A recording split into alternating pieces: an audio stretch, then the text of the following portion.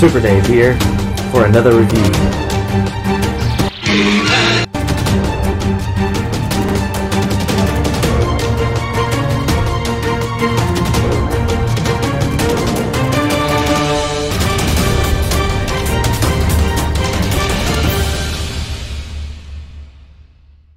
Super Dave here with another exciting review, and today we're looking at one of Hordak's minions, one of his particular evil bad guys that works along with the Horde, and that is Mantenna. Comes in that traditional mailer box, and then since he's a Super 7 Club Grayskull Filmation version of Mantenna, he comes in that traditional Club Grayskull box with Castle Grayskull. There's the slip cover.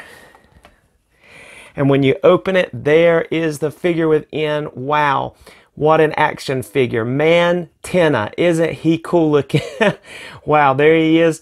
Of course, you have the windows on the side, those eyes on the top of Castle Grayskull where you can look down inside of there and see him. Of course, the bottom.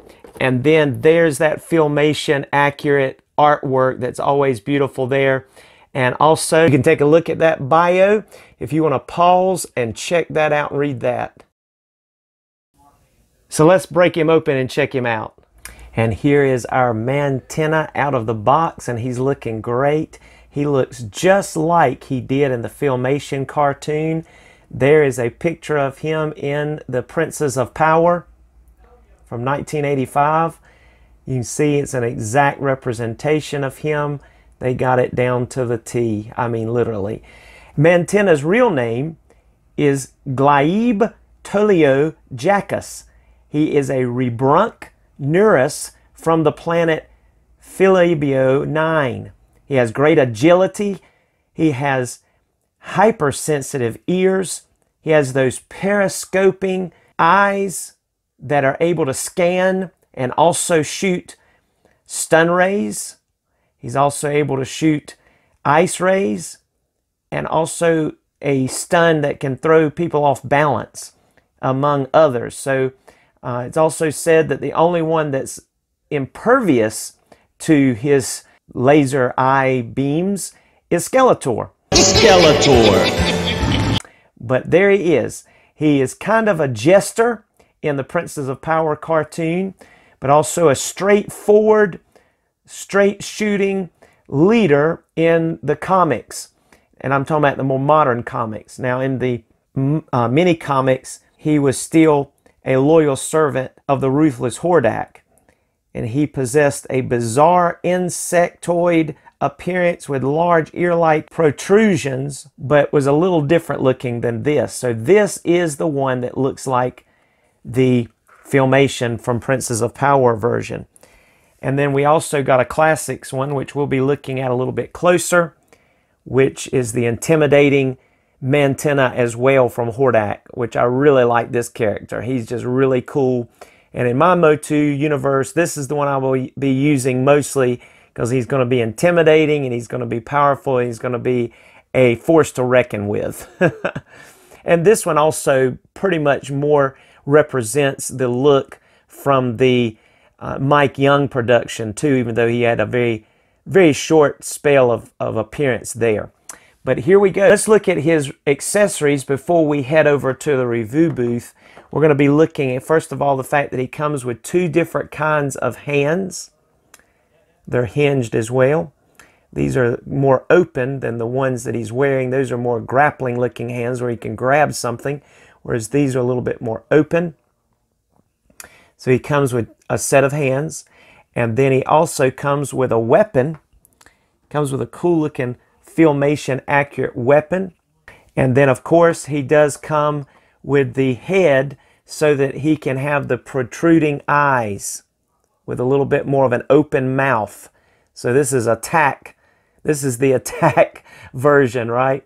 So we'll be looking at these closer on him when we go over to review booth. Let's head over there and check him out a little closer. And here is our Horde lair in the Fright Zone, or my translation of it anyway, my version of it here. There's Horde Prime on the big throne there, his bodyguards. And there is Hordak up there with Shadow Weaver, and then many of the Horde minions that are around to help. And of course you see Malchus up there beside Hordak, which is basically Mysterio with one of Optic's eyes. And there's Dr. Doom, who's going to be either Hordak or Skeletor's chemist, evil chemist. He's working on some stuff. So we're looking forward to checking out Mantenna here. So we're going to zoom on in here and check him out. This is an excellent looking action figure. This is, of course, the Filmation version, as we said earlier. So let's check out, first of all, his articulation. His head is able to go down about that much, and then about up about that much. He has no ab crunch, so you can't get any more up or down than that. Then he has the ability, of course, look from side to side. You can get a little bit of head pivot as well. That's pretty good. You can get some head pivot going on there. And so that's excellent. The neck is not, let me check, make sure. Yeah, it is. The neck is on a joint as well. So you're going to be able to get both the head and the neck to turn. And so yes, it is on it's not on a ball joint, but it will turn, it swivels. All right, his arms, of course, go up better than 90 degrees. He does not have bicep swivel. He has the joint at the elbow, kind of like some of the female versions. He does have hinged and swivel at the wrist. He does turn at the waist. He has no ab crunch, as we said. And then, of course, he's got these amazing legs that all four can split. So you have this wider than normal pelvis area. He has the same articulation on all these legs. So he has the thigh swivel. He has also a swivel at the knee, single jointed knees, no boot cut because of that swivel there. No swivel at the feet, but he does have good rockers and the ability to go back and forth on all of these, all four of these, same kind of articulation in the back, at the exact same type of articulation in the back as in the front.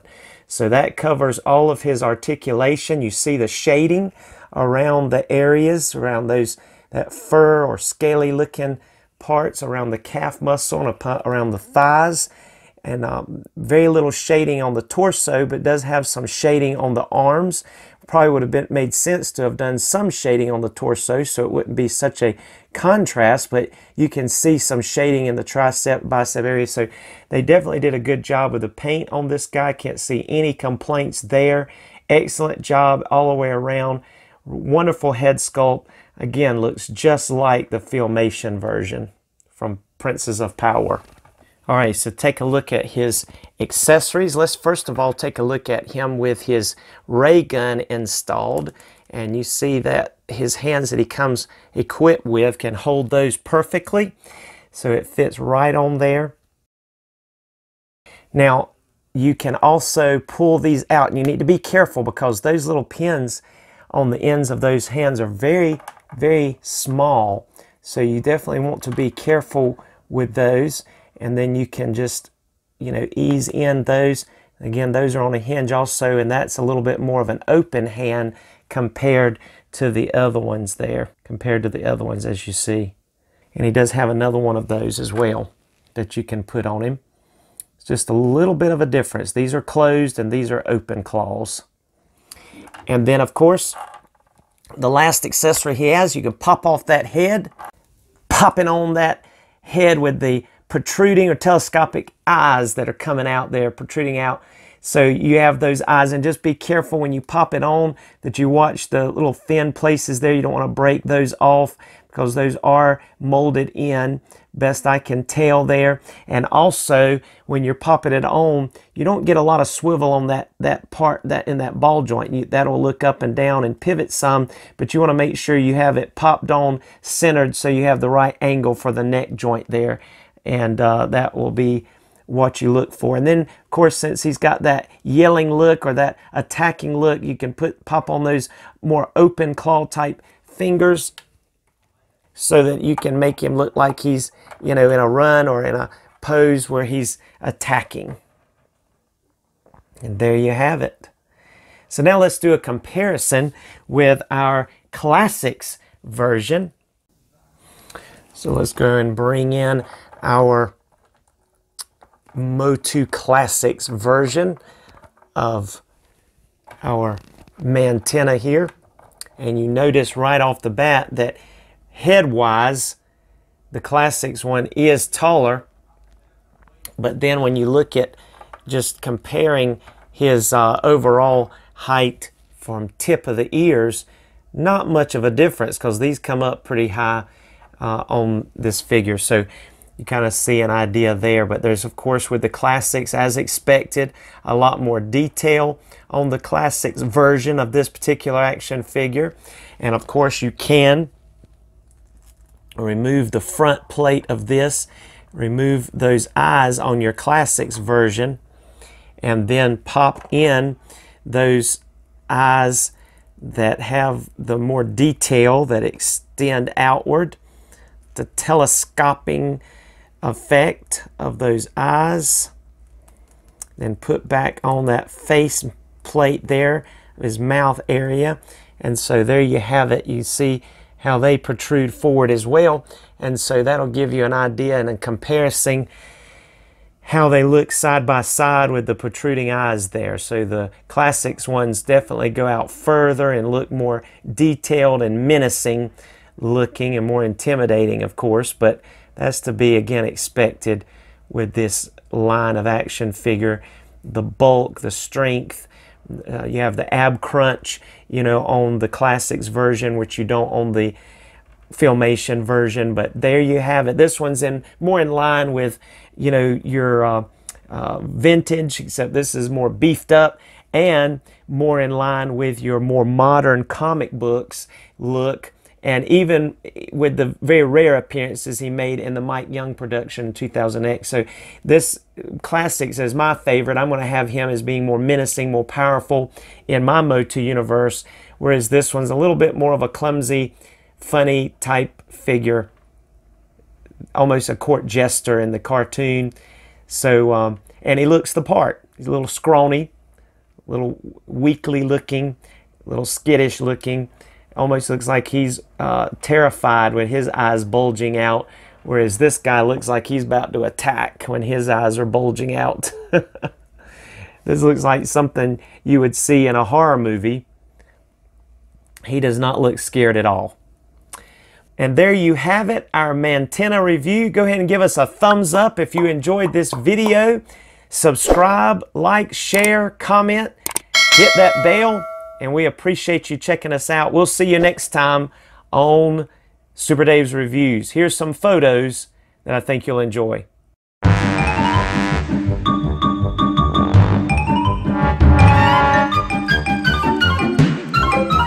Man, you've got some weird friends. I mean, we were talking about optic just the other day, and now you got these guys with these weird eyeballs. I don't know about you, dude. Super Dave. It's more like super crazy. Hey, wait a minute now. What are you talking about? Oh, nothing. I was just, you know, looking at your action figures here that you got. Ha ha ha. Action figures. Yep, there they are. But they do look kind of strange. Yeah, I think so. What do you think strange about them? I mean, look at their eyeballs. Look at your eyeballs. How dare you talk about Mr. Two-Tooth like that? Huh. Wait until I visit your reviews again. Now look, no offense, but I mean, come on. Their eyeballs aren't too bad compared to yours. You're rude. It's official. You're rude. Mr. Rude Tooth, that's who you are. Okay. Which one do you like the best? I'm